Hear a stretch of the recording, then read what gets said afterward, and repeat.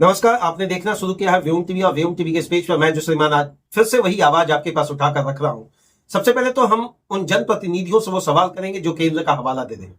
केंद्र के हवाले के अंतर्गत जो पड़ने वाला कोल इंडिया बीसीसीएल के द्वारा संचालित श्रीमान भारत कोकिंग कोल का रीजनल हॉस्पिटल टीलाटांड कतरास पूरी तरह से स्थायी रूप से बंद नहीं हुआ है, लेकिन कई समस्या अक्सर देखा जा रहा है यहाँ पर कि भैया कुछ ऐसी चीजें हैं जिस पर हॉस्पिटल का संचालन स्थायी रूप से बंद नहीं होकर अस्थायी रूप से चलाया जा रहा है। यह समझ से परे है।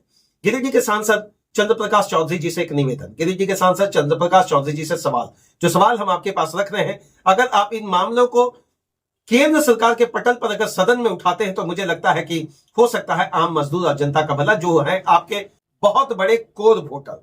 क्या बीसीसीएल कतरास के टीलाटांड में जो रीजनल हॉस्पिटल चल रहा है उस पर पूरा ध्यान पड़ सकता है? क्या इस पर फिर से इसका रेनोवेशन फिर से इसका हो सकता है क्या? देखिए, कुछ ऐसी चीजें हैं जो बात कही जा रही है सरकार या जो जनप्रतिनिधि है। स्टाफ और डॉक्टर की भारी कमी है। यहां पर 3 डॉक्टर और कई स्टाफ नर्स थे।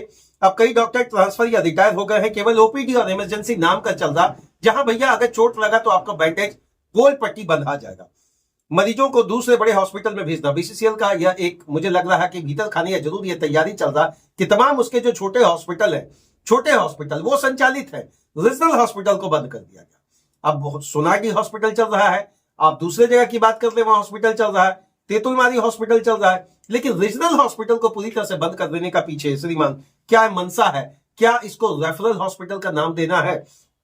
बीसीसीएल अब ज्यादा गंभीर मरीजों को सेंट्रल हॉस्पिटल धनबाद भेज देता है। इसके लिए छोटे रीजनल हॉस्पिटल का सेवा बस इतना ही रह गया है कि भैया वहां जो वर्कर हैं उनको एम्प्लॉयमेंट स्केल रेगुलेटरी पैनल पर जिंदा रखा जाए। बिल्डिंग और सुविधा का खराब स्थिति, कई बार निरीक्षण से यह बात पता चलता है कि अस्पताल का सफाई उपकरण और दवाइयों की काफी कमी है और वेलफेयर कमेटियां तो बना दी जाती है, लेकिन क्या यह हॉस्पिटल फिर से जागेगा? फिर से यह हॉस्पिटल में वो लंबी लाइनें दिखेगी? क्या फिर से यह हॉस्पिटल में वो चीज दिखेगा जो यहां कभी वर्षों, मैंने यूं कह ले कि अगर 2 दशक पीछे चल जाते हैं तो इस हॉस्पिटल पर लोगों को था एक आस, लोगों का बीमारी पर था पूरा विश्वास कि भैया हम आपका भला कर सकते हैं।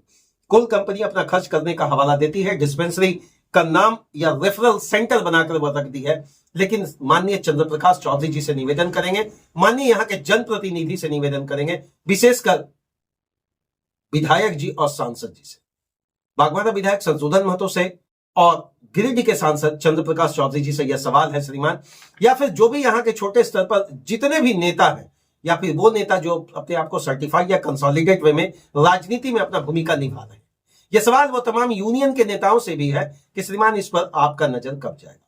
कुंभकर्णी नींद में सोई हुई बीसीसीएल के उन अधिकारियों तक यह बात पहुंचाने के लिए क्या केवल एक वीडियो का जरूरत है?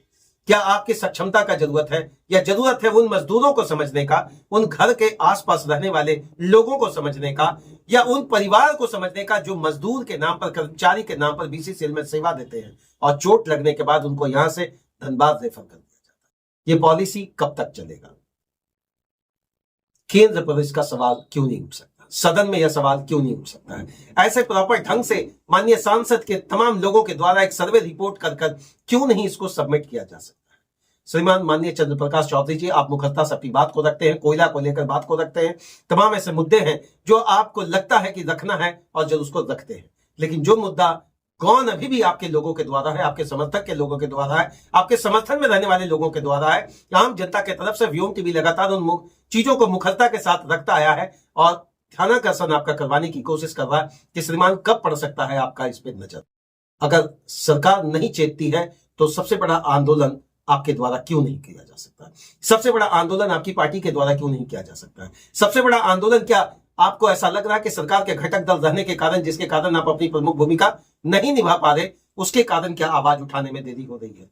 श्रीमान तमाम ऐसे मुद्दे हैं जो सरकार के नुमाइंदे से चीख कर आम जनता यह सवाल करती है। मैं भी मुखरता से इन बातों को आपके पास लाकर रख रहा हूं। मैं भी आप ही से सवाल करना चाहता हूं। हम तो पूछेंगे कि श्रीमान कि सरकार का इस पर ध्यान कब जाएगा?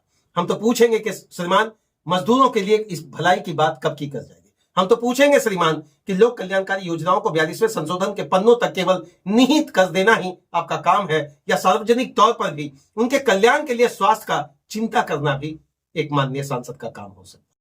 आपसे निवेदन यही है, हो सकता है मेरा प्रश्न थोड़ा कटाक्ष जरूर है, लेकिन निवेदनार्थ यही है, अगर सदन पर आप ध्यानाकर्षण करवा दें तो हो सकता है समय रहते हुए बीसीसीएल चेत जाए, और अगर आज यहां 2 डॉक्टर बैठ रहे तो कल 4 डॉक्टर बैठ जाए।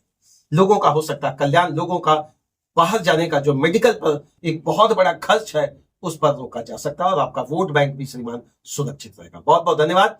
आवाज बुलंदी के साथ उठाएं, और आम नागरिक से एक अनुरोध, भैया आप इस वीडियो को इतना साझा करें, इतना शेयर करें, कम से कम सरकारी नुमाइंदे तक ये बात जरूर पहुंचे कि आखिर इस पर अनदेखी क्यों। जय हिंद।